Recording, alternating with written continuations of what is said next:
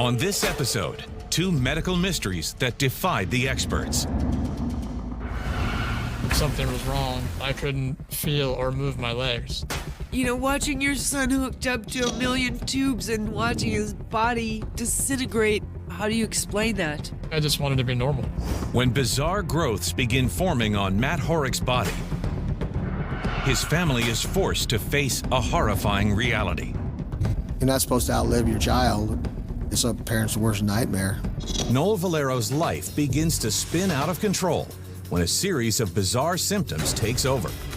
The pain just kind of engulfed me. I was very worried that he was going to wind up in a wheelchair. I was frightened. I braced myself for the worst. When illness strikes, we look to doctors to give us answers. But what if they can't? For these unlucky patients, diagnosis is a mystery.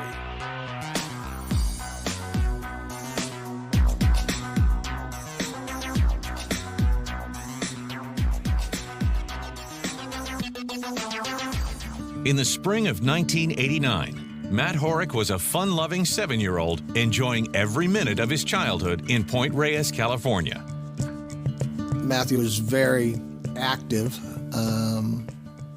very curious. Below our house, there's a big field with a little seasonal creek going through.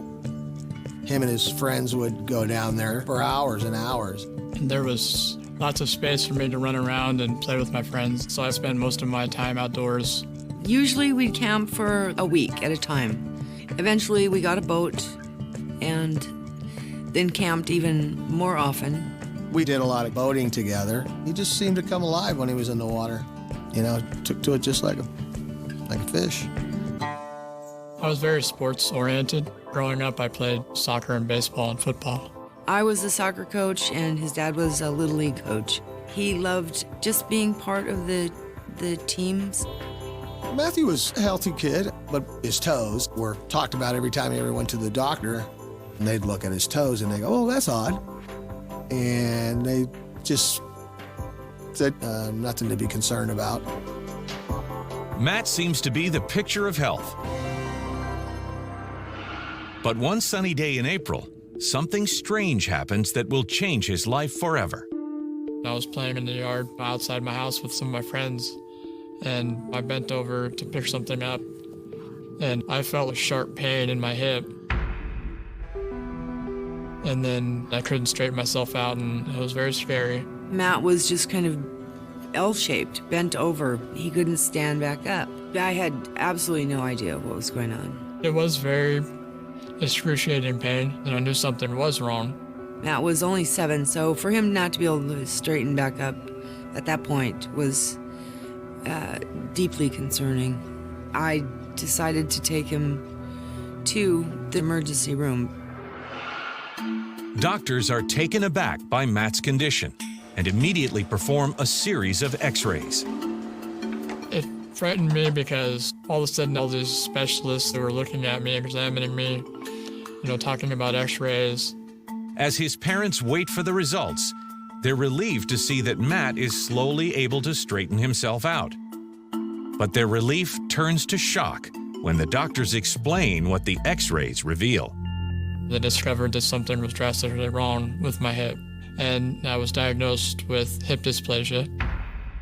Hip dysplasia is a condition in which the top of the thigh bone, or femur, pops out of the hip socket.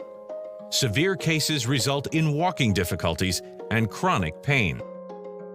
They said, "Matt's gonna have a hard time running and jumping," and that hurt him to hear that, and for me to hear that. I was worried about how it was going to affect, me playing sports. Growing up very active, to not be active was really not a possibility to me. I was scared when they told me that the socket would have to be rebuilt. But the doctors wanted to wait for his bones to mature in order to do the surgery, and hopefully it would be his early teens. Unsettled by the turn of events, the family heads home. And over the next few years, Matt bravely endures the troubling condition. As he was getting older, you could see Matt's hip coming out to the side a little bit more. And his limp was getting more prominent. And it hurt as a parent to see that happen. Matt was stiff a lot through the hips, and he couldn't run. And he definitely had a short stride when he walked. I had limited movement in my hips, but it felt like bone grinding on bone. Sometimes the pain was so severe it would shoot through my entire body. I remember being very frustrated because I wanted to be active, but I couldn't. At that age, it was very devastating. Then, to make matters worse, Matt's home life soon takes an overwhelming emotional turn. When Matt turned 12, his mother and I divorced.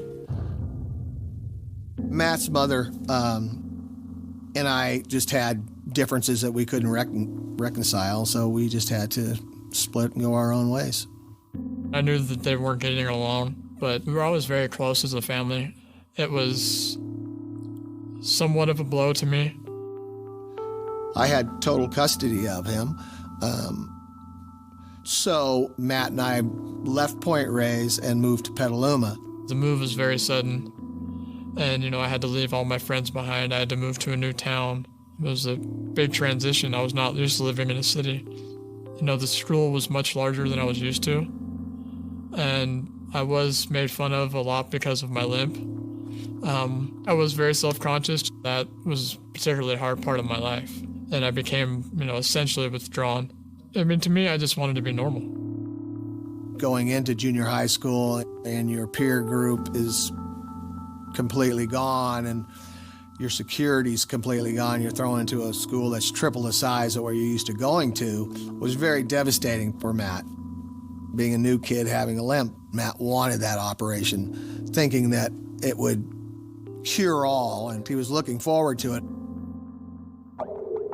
Desperate to walk without the limp, Matt dreams of undergoing corrective surgery.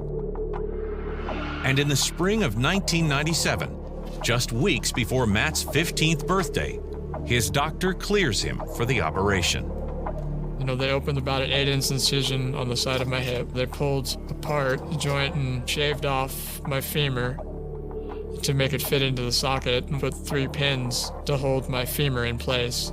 It was major surgery. As a parent, you don't want your child to go under a knife at all, even though it's going to help. It's still a very scary thing. 8 hours later, the surgeon pronounces the operation a success, and Matt begins a long road to recovery, confident that his problems are behind him. I was on crutches for about a total of 10 months, and I had to basically learn how to walk again. Gradually, I worked off of them and was able to walk without any pain. Seeing him moving fine and getting up and down by himself and was a great thing. It was a great thing, After that, he was very active. When we would go boating, he'd be out there swimming and tubing. I ended up discovering wakeboarding. It was the most natural sport I'd ever done. Once I was up being pulled behind the boat, I remember just being free. Nothing else around me really mattered. Then, the following summer, when he's 16, Matt goes on a camping trip with his father. And while he's wakeboarding, he loses all control. Everything just happened so suddenly that I didn't even have time to close my eyes or brace myself in any way. I went essentially face first into the water, and my neck snapped back. I'd never had a fall that serious, and I remember once I came to the surface, my first thought was something was wrong. I couldn't feel or move my legs.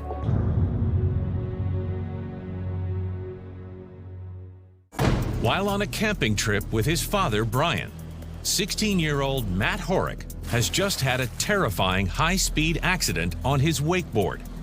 And now he can't feel his legs. I turned around and he was yelling, "Get me out of the water, get me out of the water." My dad had to pull me into the boat because I couldn't lift myself into the boat. From my neck down, my whole body was hurting and tingly. And it was just any kind of movement I did, was shooting pain all the way through my body. I was concerned, so I asked him if he wanted to go to the doctors, and he said no. It was just sore. So we decided to wait and see if it had felt better. By the time they get back to camp, Matt is able to walk on his own. But the pain is agonizing. The rest of the day, I just relaxed at camp, trying to move as little as possible. I was sore from my neck down for several days. But a week later, when Matt's mother is visiting, she's stunned by a bizarre change in her son's body. We were unloading camping supplies in my driveway. And it was a hot day, so I had my shirt off. And I remember moving stuff back and forth from the car. She came rushing up, told me to turn around. There was a protrusion close to his spine. It was a hard lump on his back that was not normal. She told me that there was one large bump stretching from both of my shoulders into my mid-back. We both kind of stood there confused. I had my shirt off all weekend and it wasn't there before. I was scared. There was, something was going on. Doreen races Matt to the nearest hospital, where doctors immediately perform a CT scan. While they're waiting for the results, Brian arrives. Within the hour, the findings are in, and they are nothing short of shocking. Matt has a large tumor on his back. When they told me Matt could have cancer, it was devastating. It was hard. It was, painful. You're not supposed to outlive your child. It's a parent's worst nightmare. My first reaction was disbelief. Everything was happening so suddenly. I was afraid. With no time to waste, Matt is transferred to the oncology department, where Dr. Kenneth Leung takes over his case. When I first walked in, I examined him, and then I noticed a mass in his back. It was rock hard, cannot be moved. Our first thought in something just came on that quickly is cancer.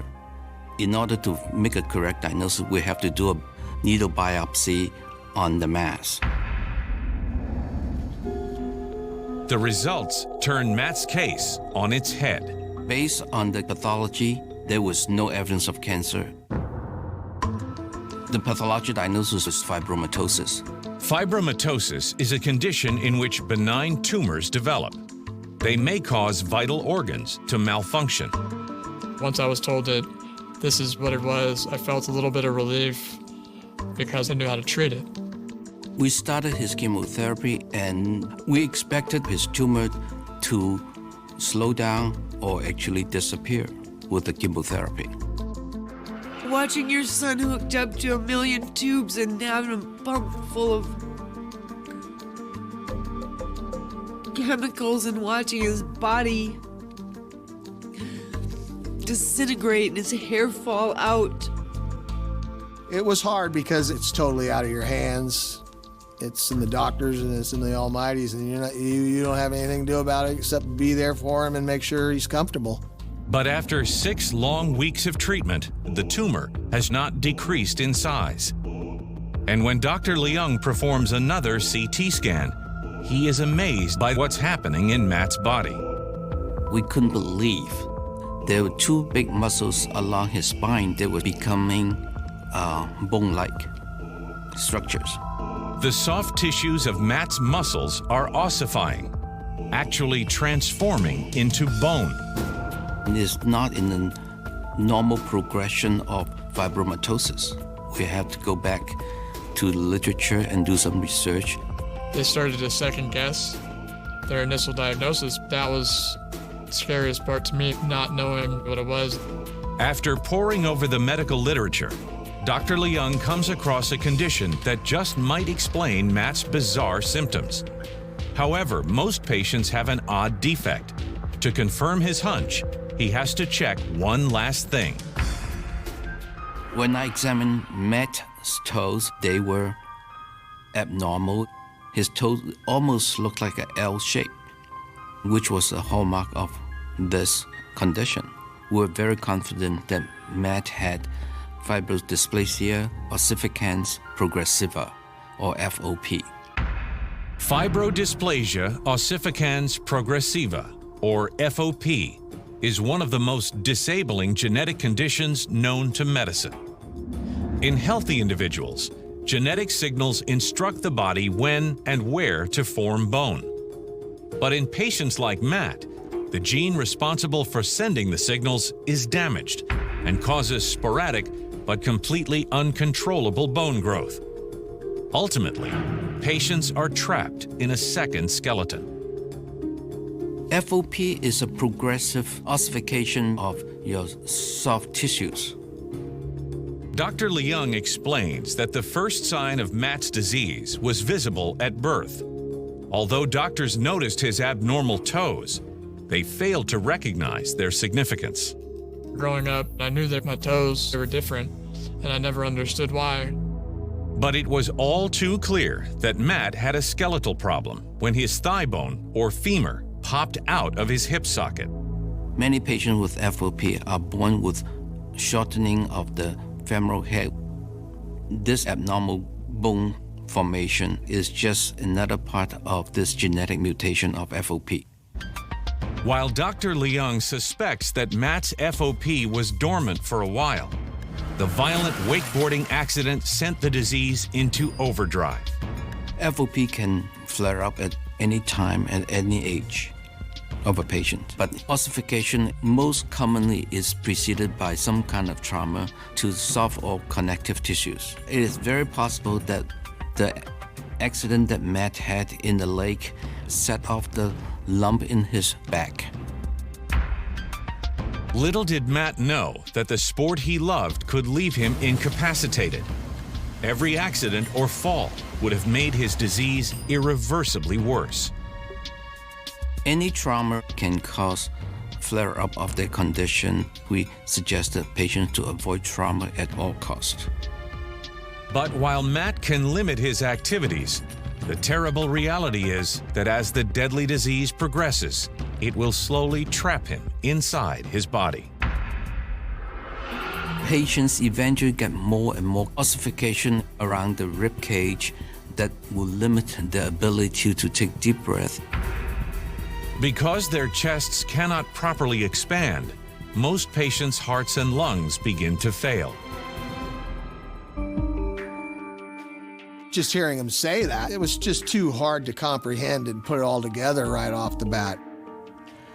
Unfortunately, there is no cure for FOP, and there is no specific treatment for FOP other than anti-inflammatory medications for some pain relief.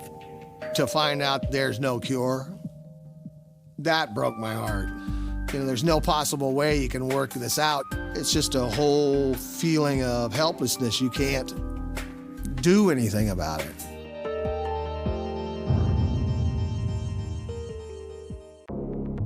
"16-year-old Matt Horick is struggling to understand some horrifying news. He has just learned he is suffering from FOP, an extremely rare, crippling, and often fatal disorder. His body is essentially growing a second skeleton. Even though I was somewhat relieved that we finally found out what it was equally as painful to learn that it would get worse with time, and that, for fear of progressing the disease, my active lifestyle was over for good. Over the next year, Matt bravely does his best to accept his physical limitations, and anti-inflammatories ease his pain. But excess bone continues to form in his back. My back started to become bent. It was very uncomfortable to walk. He was 6'1", 170 pounds, really healthy. And within 6 months, he was crippled over to about 5'8", about 120 pounds. As the Horricks struggle to come to terms with Matt's fate, they can't help but wonder why no doctor was able to put the pieces of the puzzle together sooner. FOP is very tricky to diagnose because it's extremely rare. There are only about 700 confirmed cases in the world. So most doctors will never see this in their lifetime. Also, in the early stages of FOP flare-up, these masses can look like fibromatosis. So 80 to 90% of patients with FOP are misdiagnosed initially. Today, Matt Horick is 28 years old and living a remarkably full life. Determined to help others deal with their own challenges, he's busy studying for a bachelor's degree in psychology. But more than anything, he relishes his family. In the years following my diagnosis, my dad ended up getting remarried to my stepmom, Nina, and having my sister, Danielle. The birth of my sister was extremely important to me, just being able to see her grow up and, you know, spend time with her, going through that whole ordeal, make sure you can appreciate those people that were there to support you. Took me a long time to figure out that there's different paths of life that you can travel, and that he's going to have to travel that path, less traveled. So he's taught me to look at life in a different way. Matt is my hero. He's been through a lot, and he has so much to offer in respect to giving other people hope. I try to appreciate the moment I'm in right now, and even though I know I may have a bad day, I just try to get through that day, and hopefully tomorrow will be better. Next, Noel Valero, an active, healthy father of two, is forced to face a terrifying constellation of symptoms that turn his entire world upside down. In the fall of 2000, 40-year-old Noel Valero had it all: a thriving career, a happy marriage, and 2 children he adored. We were living in West Windsor, New Jersey. Eric was 9, Alina was 11. So they were both in middle school at the time. As a dad, Noel is so involved. Noel has an energy and an enthusiasm to everything that he's done that's contagious. He has a wicked sense of humor, and his attitude towards life is just amazing. And after working for years as an aerospace engineer, Noel had just opened his own information technology company.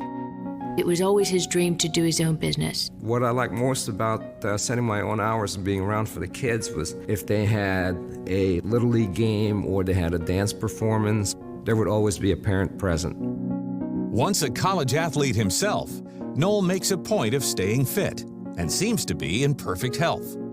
I've always been an athletic person, did everything I could to stay active. I considered myself to be pretty healthy. We were thinking at the time that we were indestructible. But that winter, as the holidays approach, Noel begins to notice something strange. I was blinking more than usual. Whether I wore glasses or contacts, people noticed I was blinking a lot. And it would not stop, even if I willed it to. I was embarrassed.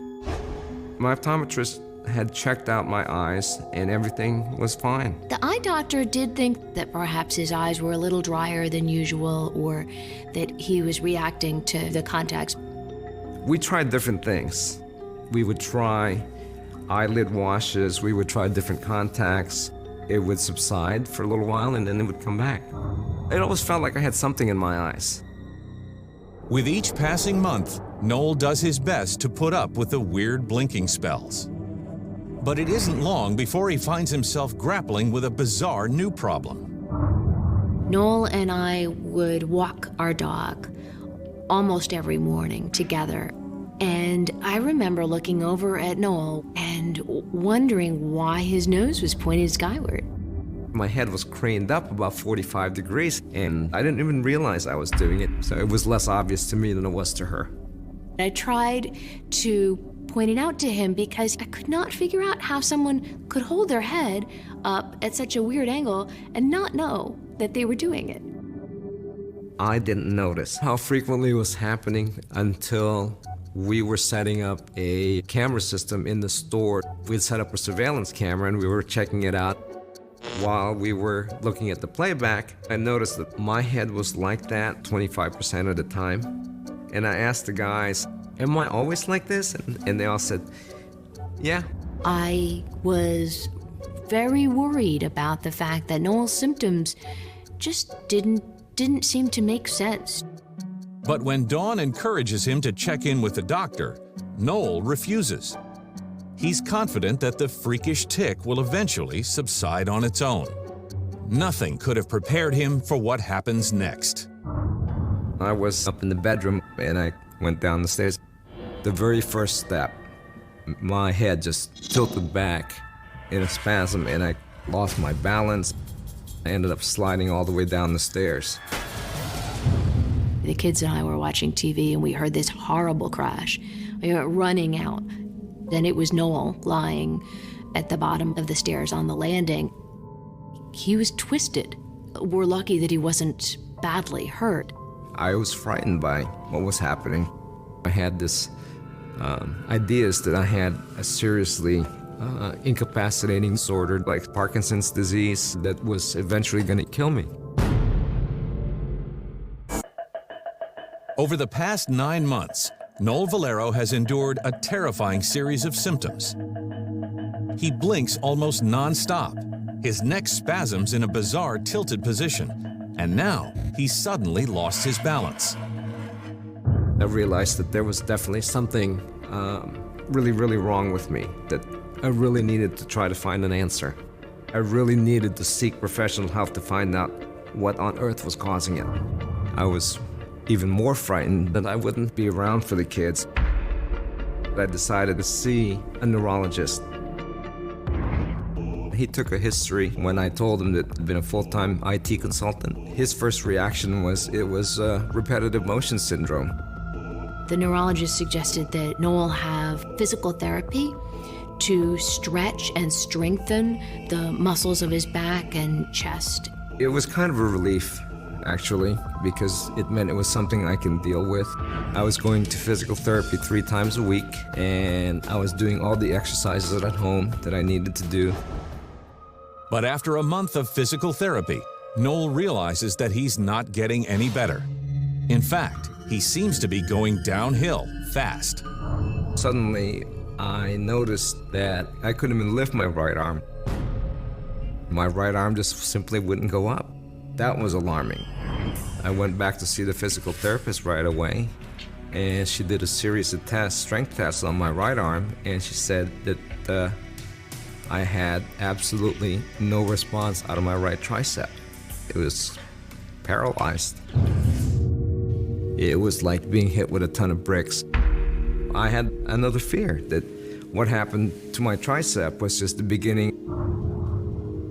You know, was it the first step in something a lot worse happening to me?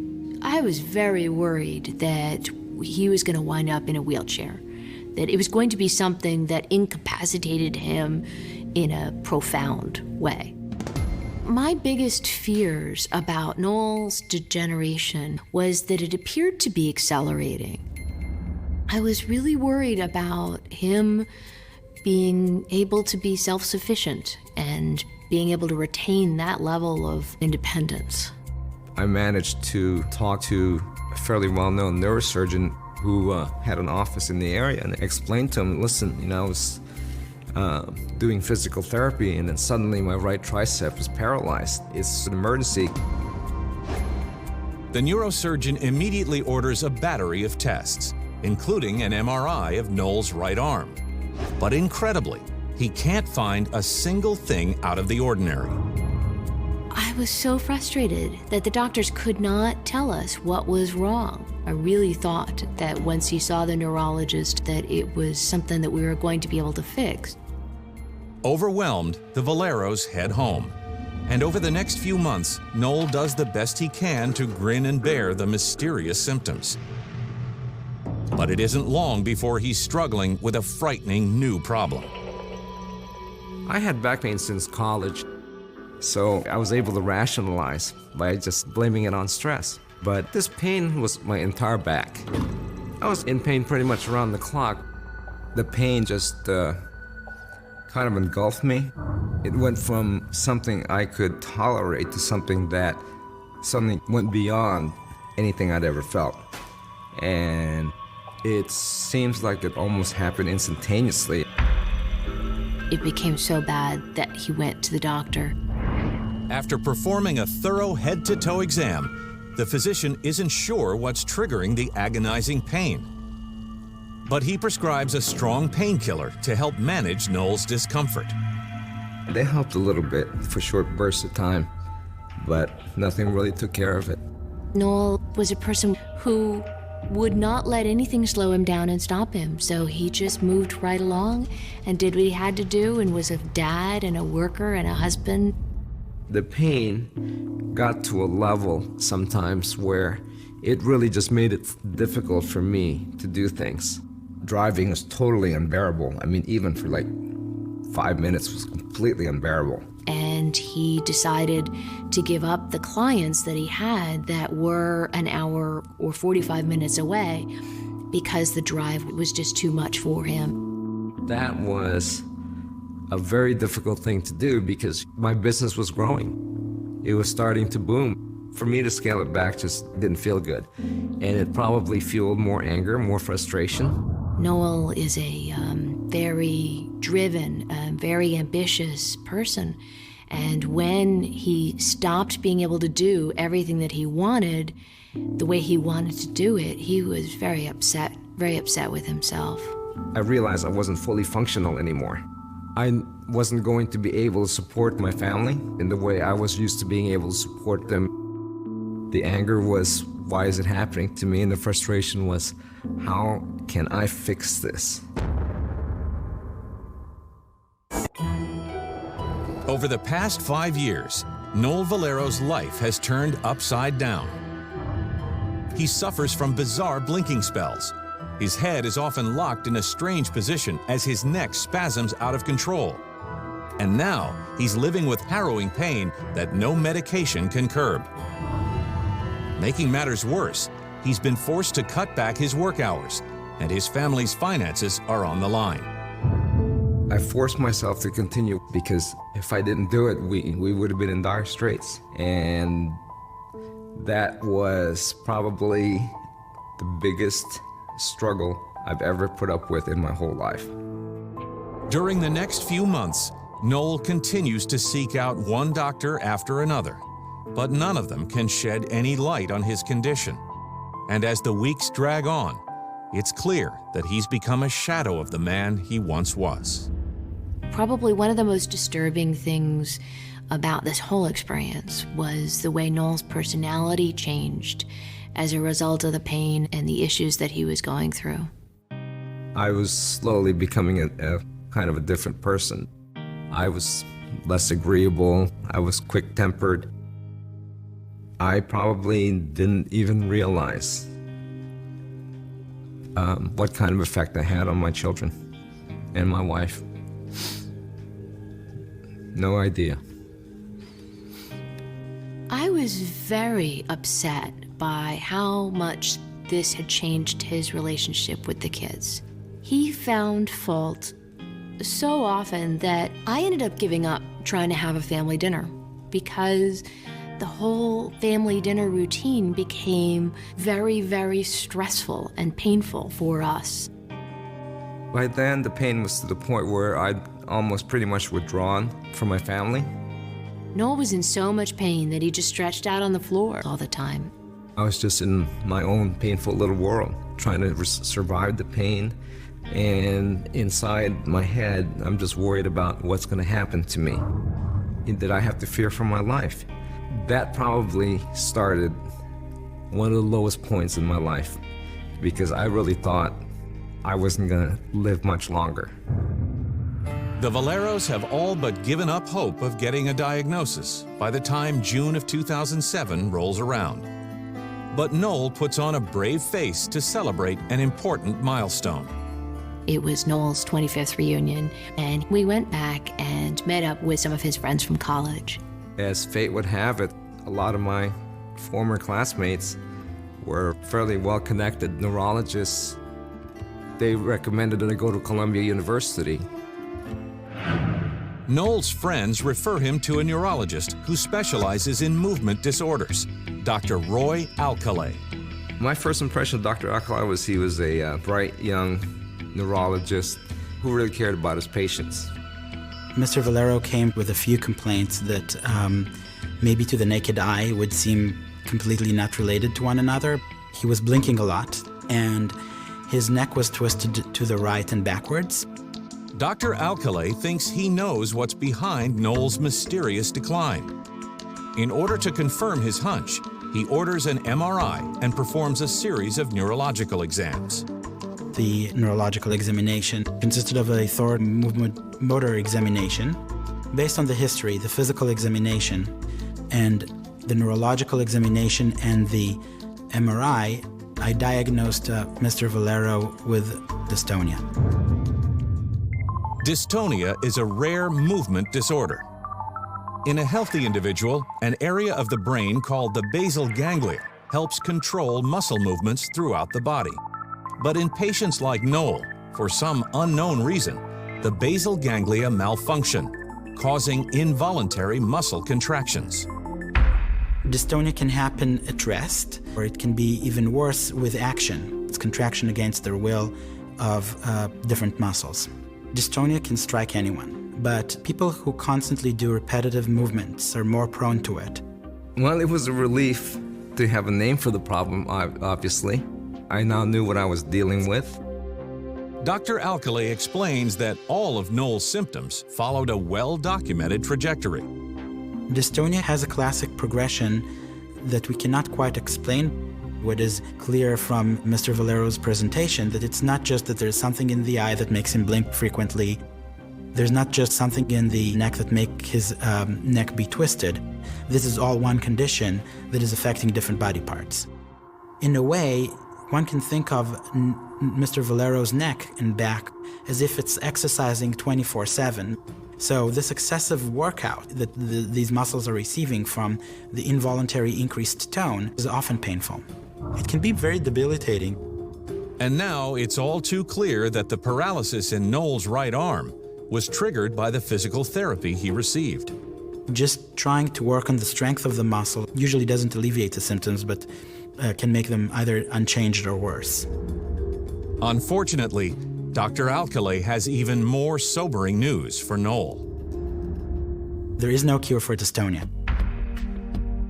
When he first presented, his symptoms were relatively rapidly progressive, and we were very concerned.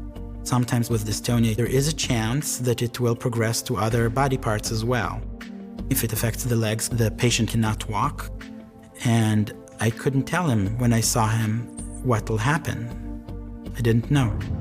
It was a consolation to know what I had, but still I had that lingering possibility that it would progress into that worst case scenario, and that would incapacitate me within a few years. It was life-shattering to hear that. I braced myself for the worst.